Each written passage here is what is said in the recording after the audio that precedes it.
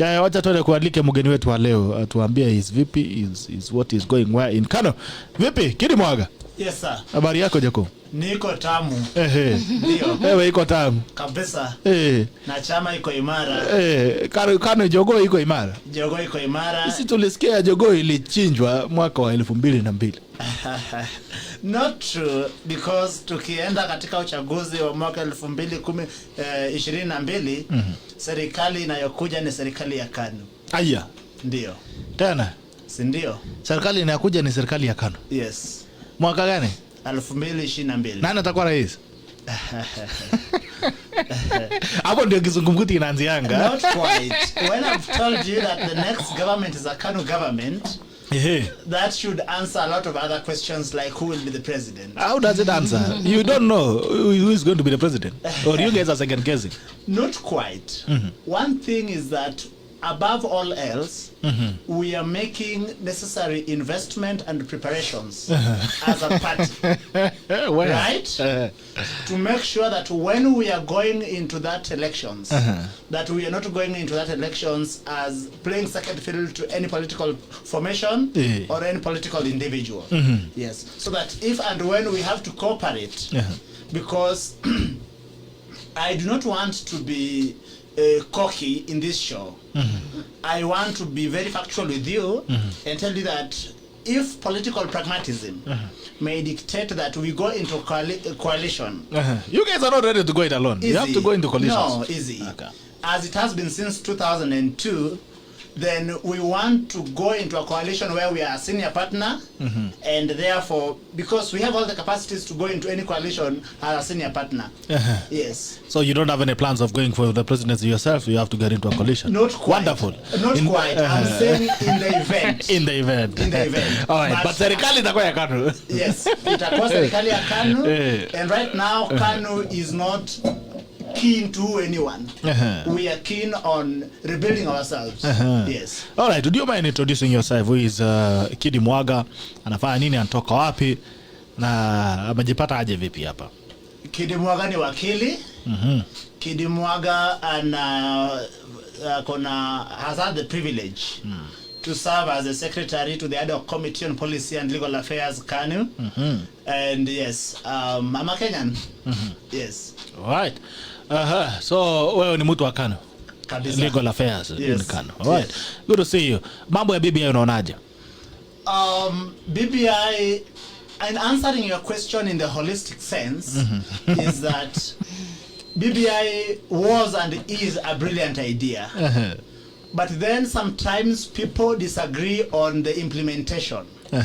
So that I think that to this extent, BBI puts us in a state where we are able to beautify and perfect our governance. Yes. Okay. So you are in for it?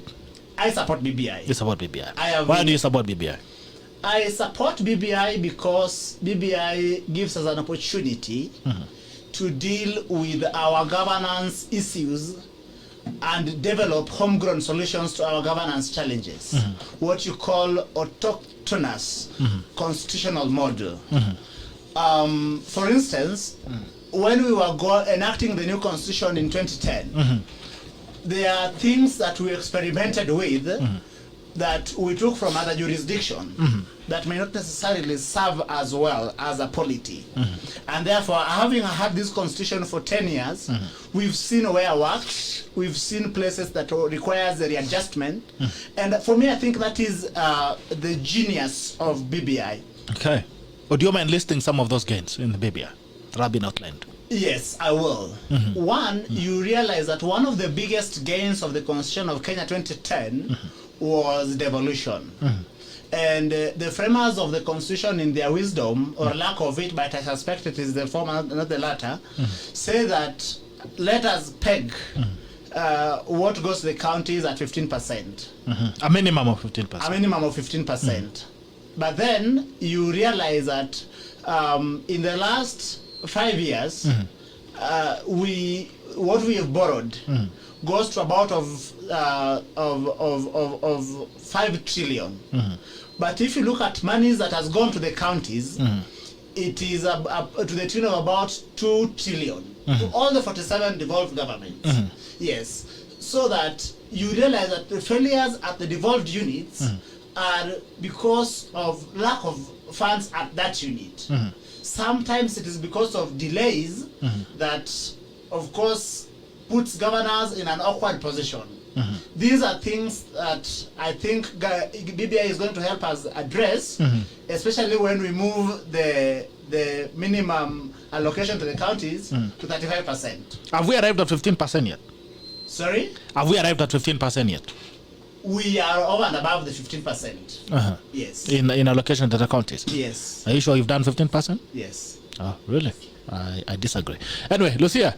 Yes. Also, before you go, does KANU, your party, KANU, does it support BBI? My party supports BBI unconditionally. Unconditionally. Yes. Lucia, umesikia maneno ya Without conditions. Unconditionally. Yes. I'm kind of trying to find an angle to approach my brother here. You know, he has been very nice to me this morning. I don't want to be nasty. I know, it's fine. I mean, here we are not in a, yeah. You know this semeges of mine. Wanakwanga majirani pale, so sukari na chumvi kiisa. na pitania hapa nasema pitisia mimi kwa sengenge. Kidi ako likely kukua the one mwenye ataniokolea. So there's one thing. Do you agree that we've done 15% yet on county allocations? No, I don't think so. The 15% that was being fought for the other day, the other day, I don't think we've arrived. I don't think we've arrived there. I don't think we need the BBI in order to increase county allocations, county revenue allocations. We really don't need the BBI. We don't need the BBI for that.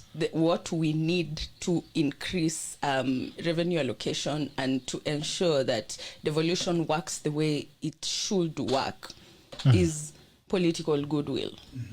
That is the one thing we need. We need committed public officers. We need ethical leaders. And none of those things have been included in the BBI report, so I'm kind of lost. I'm a bit worried because my brother here is a young person like me. And the fact that the rest of us are trying to fight KANUism and he's in KANU just disturbs me from the beginning. So before we can even go into other things, I'd like to know how to debate you. So I want to debate you on ideologies. Kindly tell me, what are the party ideologies for KANU? Because we are still reeling from the mistakes that KANU made when they were in government. Oh my God, police brutality in this country. Actually, KANU has never gone away. Because look at who is ruling us right now. They're the products of KANU. I'm really concerned. Are you going to be a terrible person the way all the products of KANU have been terrible people? Or is there something new that... I know my friend Oscar Washington Ogwell is in KANU, so I don't know. Is there something new that you people are doing, or are you people just getting into the system of what has been done since before independence and the bullshit and mediocrity of the leaders that have gone through your party? Hiyo ndio kitu mnataka kuendeleza, ama there's something new that you're bringing to the table? Kindly inform me, educate me a little. Asante, my sister Ayiela. I got the name right? Yes. Very good. My brother Bitok, are you done adjusting the mic? Sorry. Sound check. Asante. Well, thank you, Dr. Ayiela. Daktari. We, leo nimepata cheo. I'm si daktari. Mimi si daktari. Okay, I don't know where I got the title from. Sikatazangi watu kukula nyama choma. KANU is the party of the present and future. KANU is becoming a movement of young people. KANU is KANU fresh. But KANU is not some diaper political party.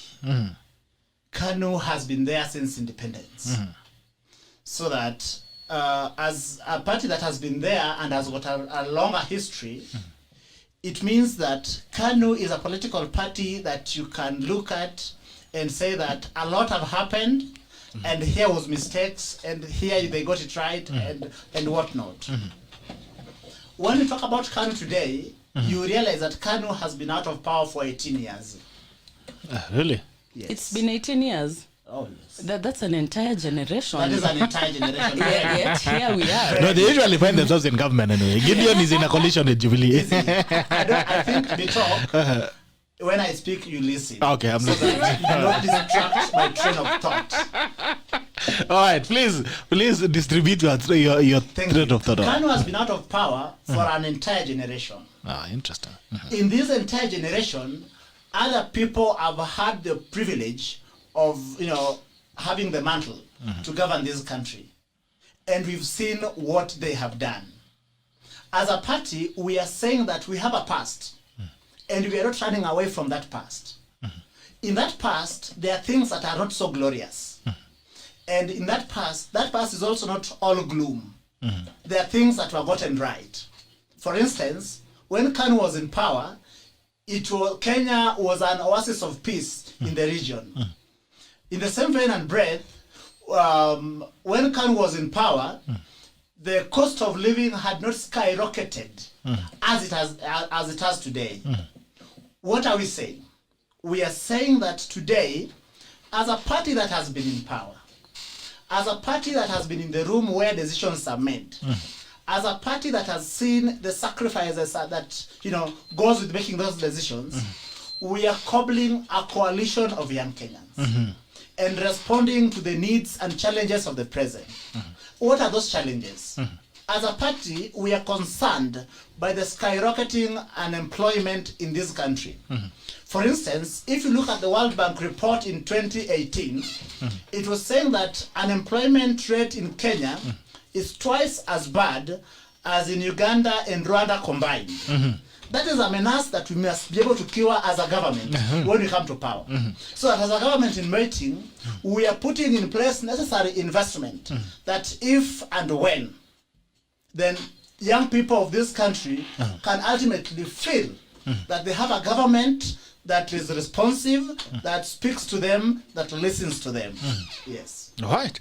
That's I don't know interesting. if that even in a small way answers your question, Dr. Ayiela.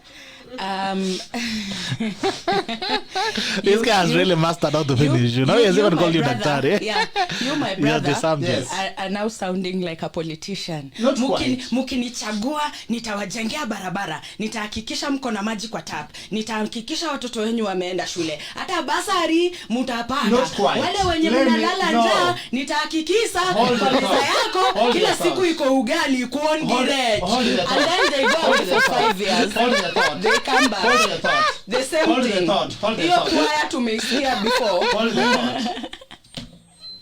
Ndugu Bitok, Yes, Daktari. when I come here, Yes. I must not turn this show into comedy. Yes. And as such, I have the obligation of not only being candid with you, but also being factual.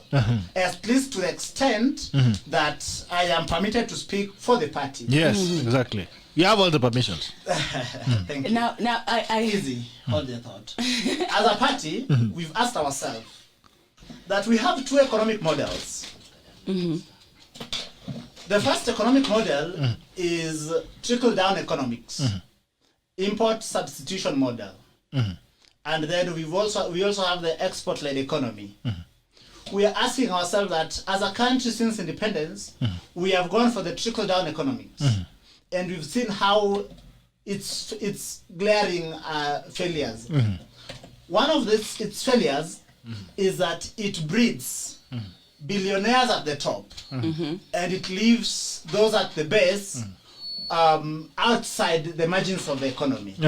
And we are asking ourselves, is that right?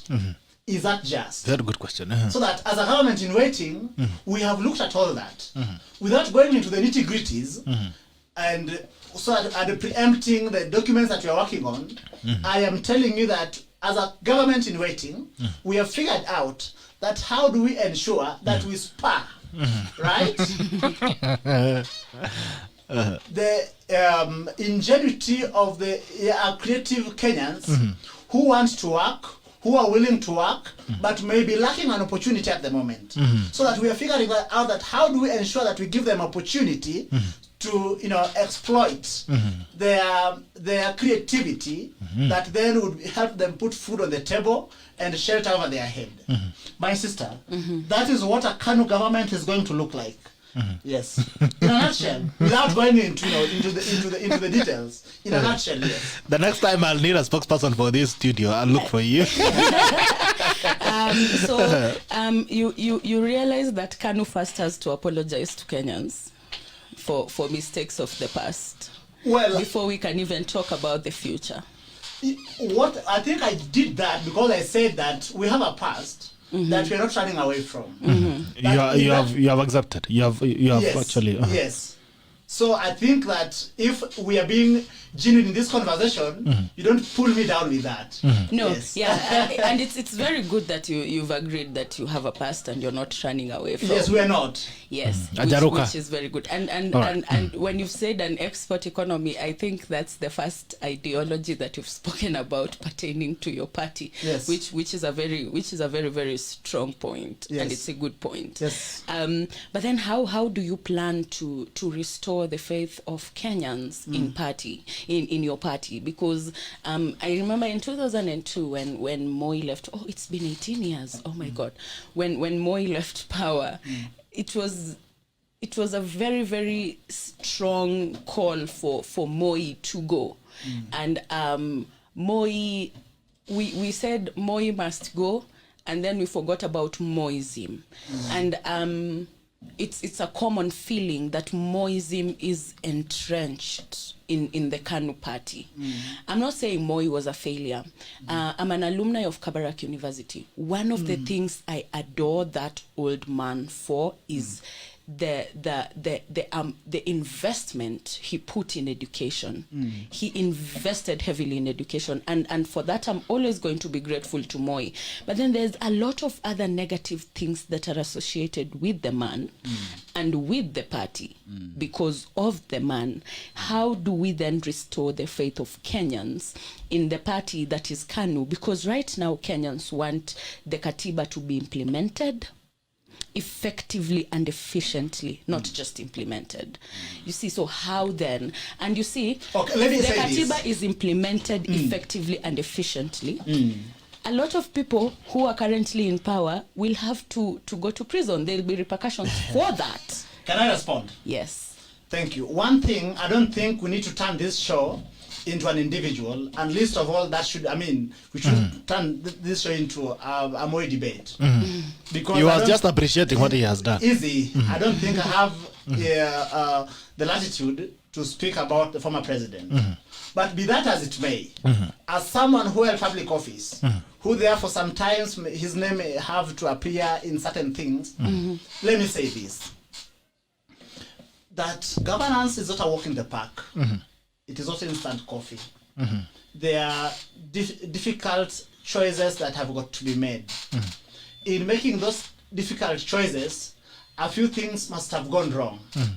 But then you realize that in 2002, President Moi was willing to midwife smooth and peaceful transfer of power.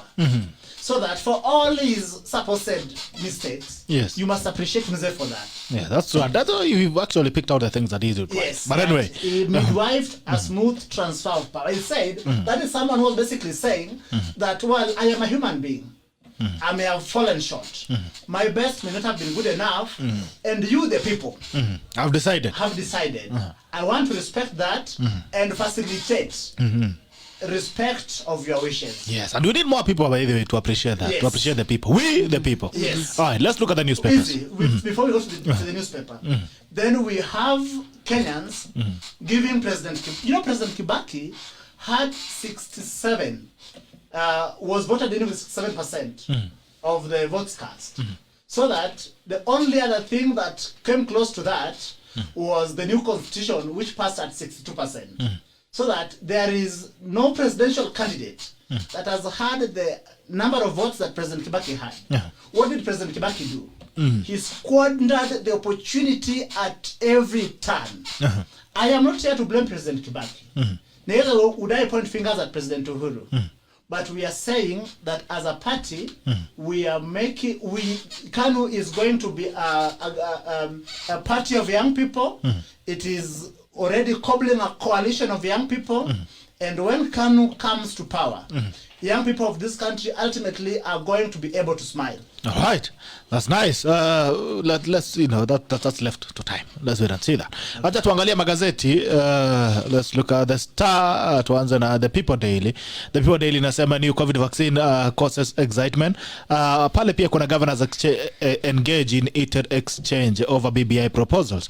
Kuna pale pia governors Fahim Twaha, Wycliffe Oparanya and Muthomi Njuki during a retreat for governors in Naivasha yesterday.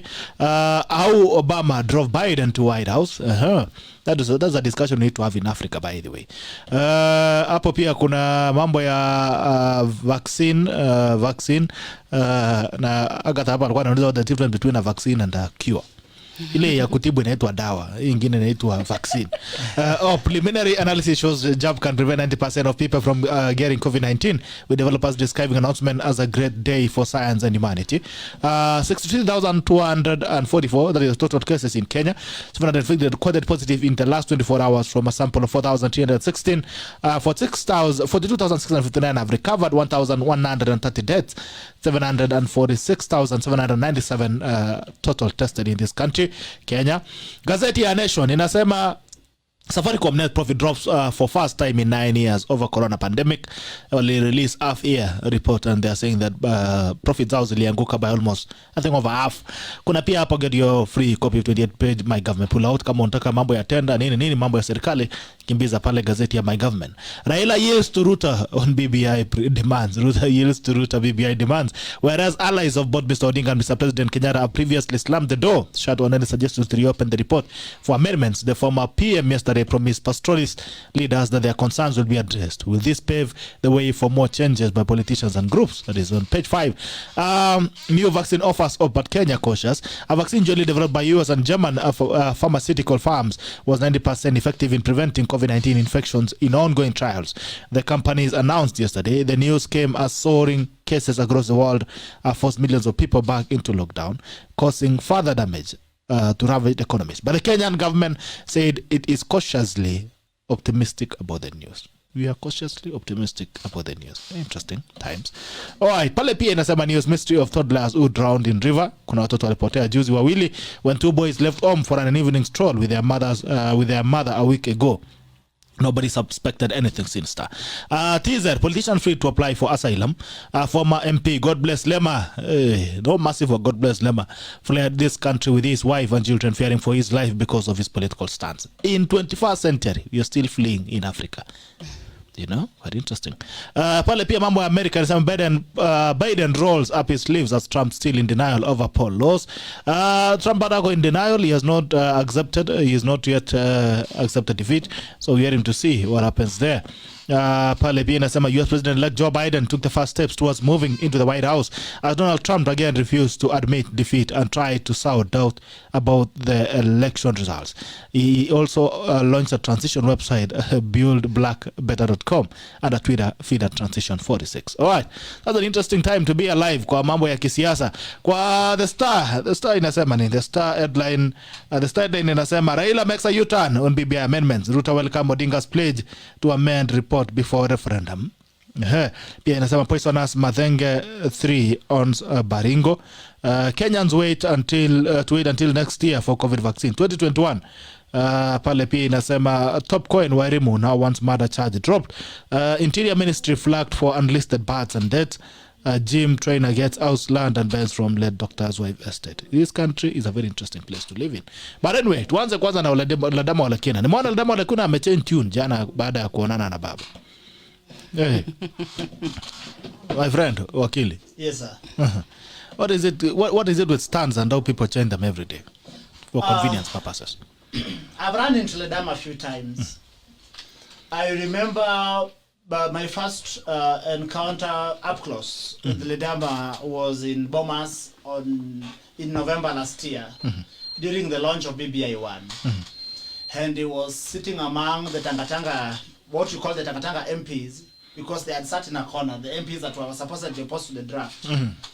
And he was one of those people who were saying that, shouting that BBI 1 document was faulty. Then afterwards, I remember he had a change of heart.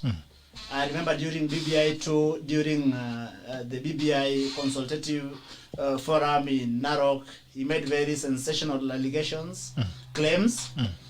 I mean, he's a typical politician, and I respect him. Be that as, for whom he is anyway. Yes. All right. So what do you make of it, Lucia?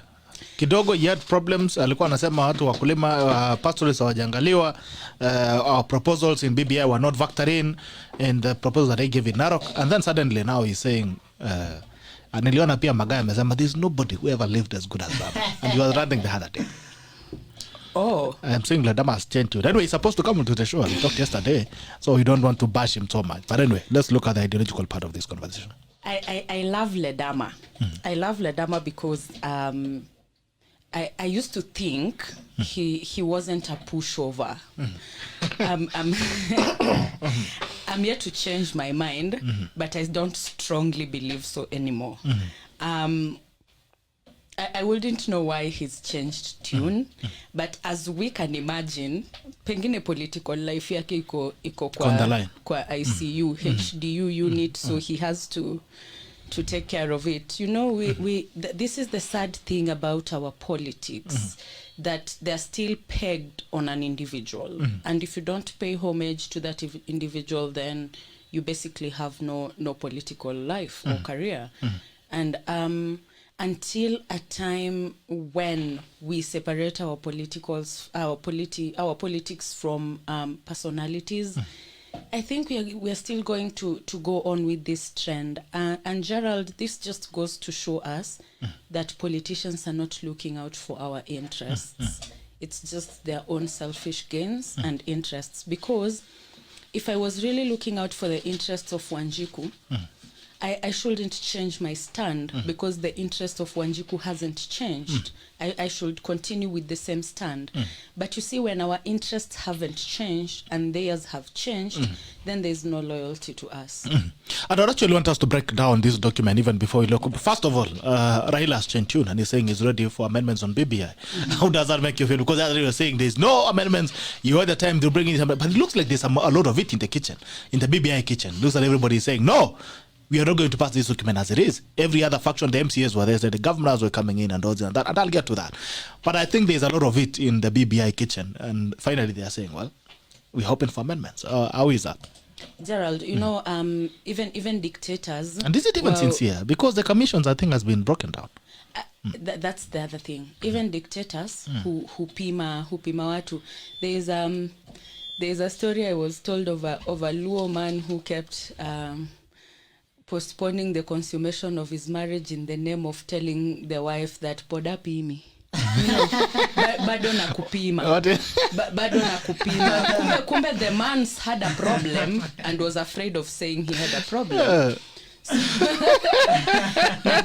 nadhani venye hii BBI report ilitolewa, you remember even the launch was not a launch per se. I think baba alikaa chini akaambia ndugu yake Uhuru, poda pimi these people, wacha bado tuwapime tuone venye temperature inaenda. And you see, a lot of voices have come out to dispute. And Gerald, you cannot claim that it is inclusive when we have all these dissenting voices on the side.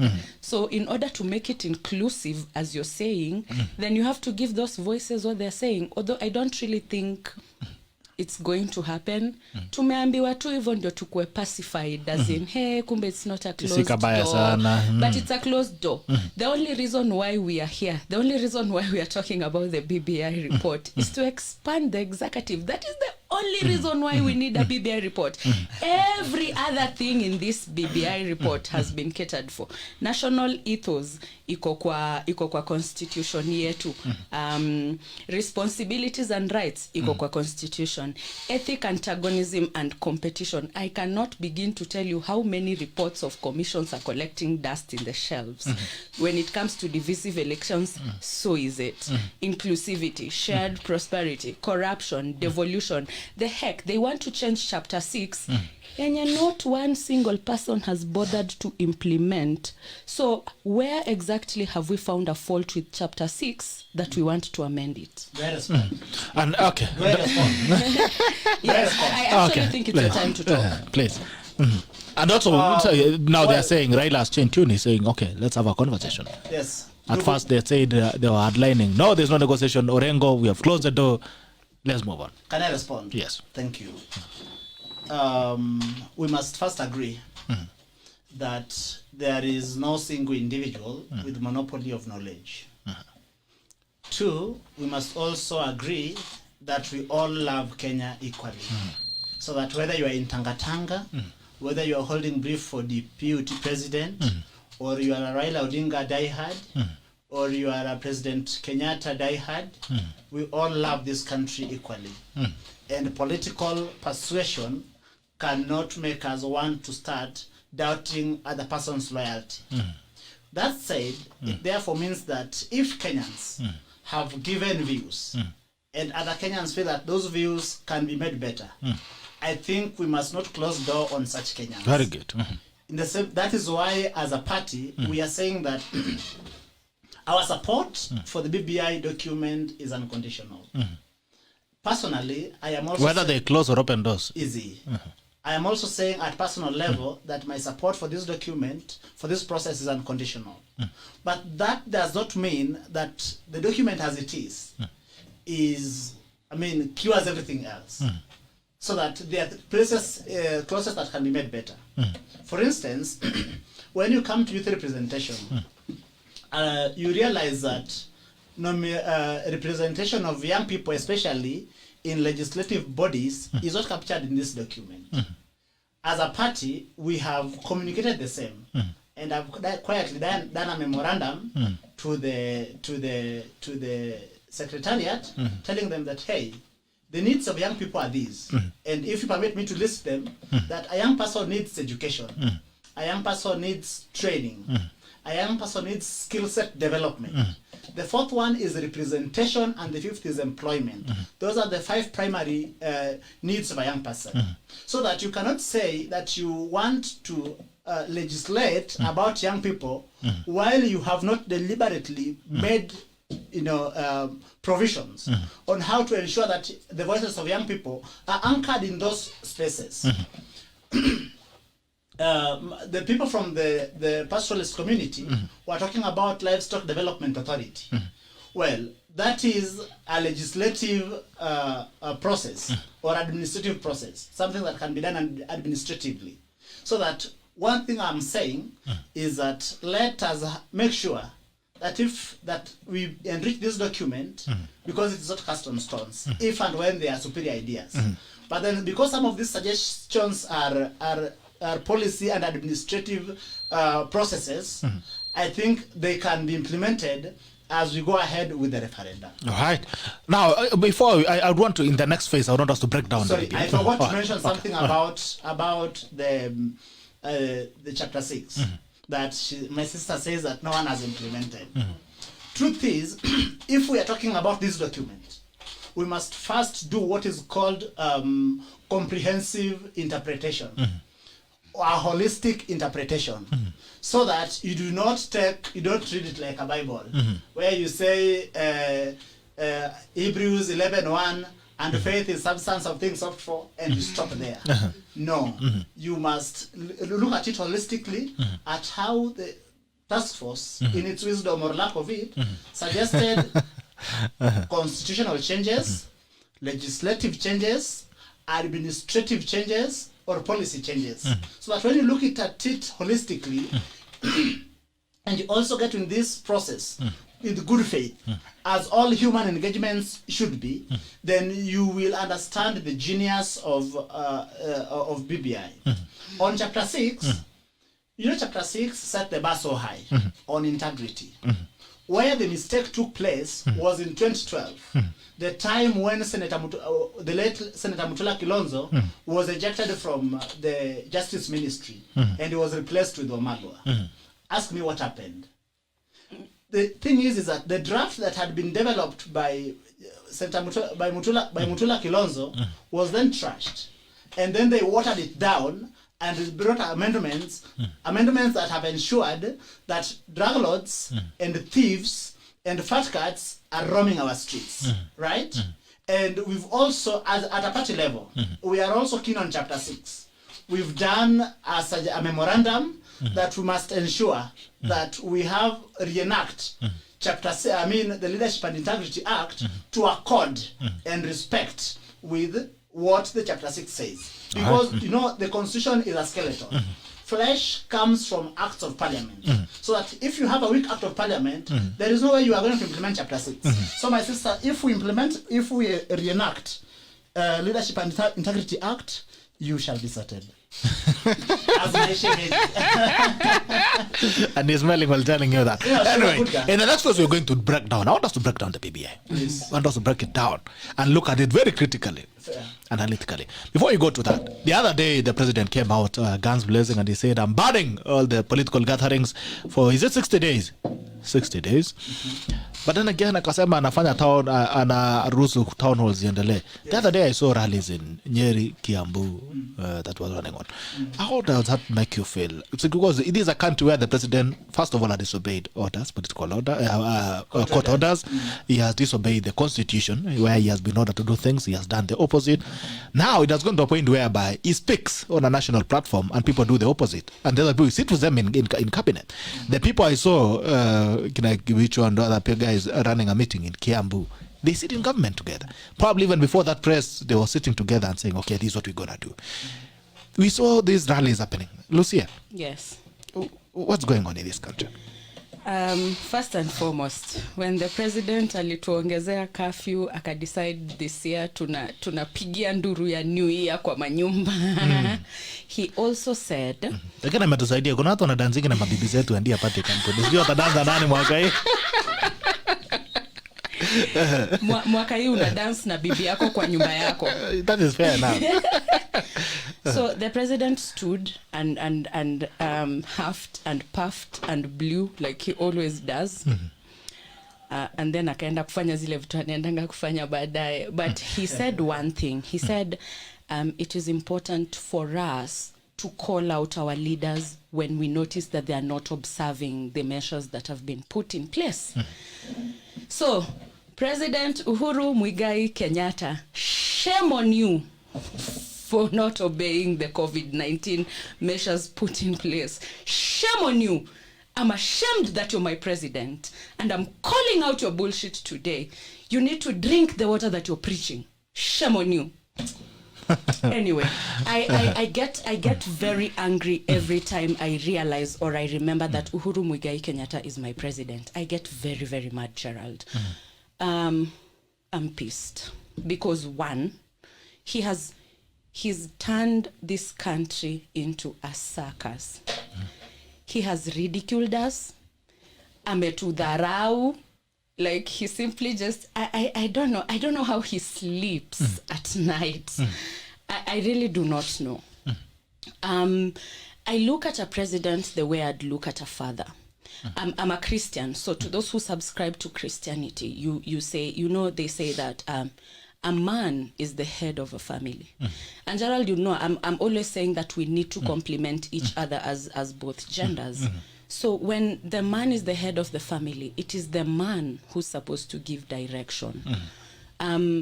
A wife will follow you only if you're giving direction. And if this wife is a woman of God, a woman of God is not about to follow a man without direction. So as a man, you have to have direction, and then you have to lead. When I look at our president, I do not see these two things. Him being the Christian that he is, I do not see leadership in him, and I do not see direction in him. He stands for nothing, and therefore he falls for everything. Everything that comes his way. So Big Four agenda, how is the Big Four agenda entrenched in the BBI? So unaona alikuja akatupatia direction ya kwenda huku, after a while akatupatia direction ya kwenda kule, after a while sasa ametupea direction ya kurudi kule tunatoka. He's all over the place. He's just all over the place. I'm feeling sorry for his wife. at this point. I really am. There's something you mentioned, and even has given it to you. There's something you mentioned about your stand in KANU. Unconditional, but yes, let's have a conversation around it. The question is, my good friend, Kidi, we are saying, okay, we want to build a consensus because this country belongs to all of us. It does not belong to whoever, because leadership is transitional. You can be in power today, tomorrow you're not there. You've mentioned something which is very key. And this is, I think, this is what politicians should talk about. Yes, we want this to be done, but let's have a consensus. Let's have a conversation. So the president comes in and says he's banning all the political meetings, but allows certain political meetings. Where does that leave the country? Well, one thing is that I believe in respectful engagement. I am not sure if shame on you is a respectful language. I wish that as we engage, we are more respectful in our language. Be that as it may, that is a mistake. That after issuing these directives, that folks have still been able to still continue with other activities contrary to these clear directives. That is a misnomer, and let agencies with capacity to deal with such mistakes kick in and do what they got to do. That is what I would say. Yes.